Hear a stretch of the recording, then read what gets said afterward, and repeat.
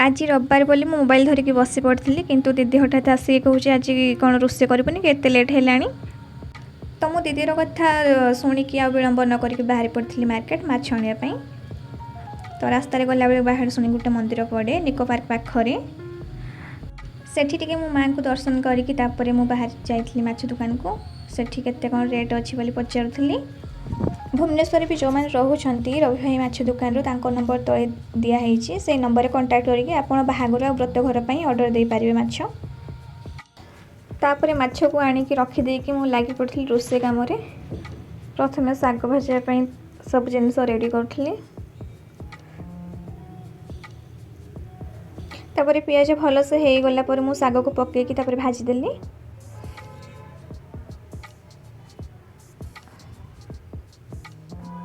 Saag ready है पर मु माछ को प्रथम धोई देइथिली छाणिया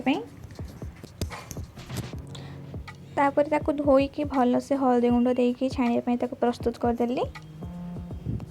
देखंतु प्रस्तुत हो गला तबे ताको तेल रे छाणी देली एबे माछ को छाणी सारला परे तापर मु बनेइथिली बैगण टमाटो फ्राए। बैगण फ्राए भी फ्राए हो गला। बैगण फ्राए हो सारा पर मु दही पखाल छुंक करने मु प्रथमे फुटण नहीं तापर लंका पकईली। दुखर विषय से दिन भृषंग पत्र नथियार मु धनिया पत्र ऐड करी पखाल रे दही मिसेकी तो बाकी टेस्ट लगुला बहुत भल लगुला।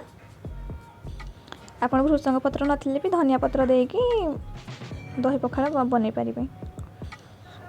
पखालटे जमी देखा जाउथला खाइबा पई आहुरी ताठू भल लगुला।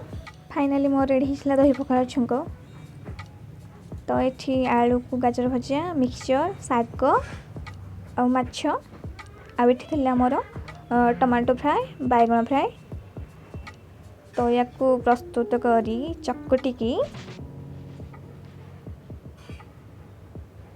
तापर खाइबा आरंभ करी मैंने देखापी जी सुंदर लगुच खाइबापी आहुरी टेस्टी लगुला भल लगुला। तो आपण मैंने भी निहाती थरे ट्राए करेंगे खाइबे देखिए बहुत भल लगे।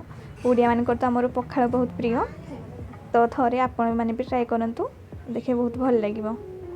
तो एतिक वीडियो रखुच्छी नमस्कार।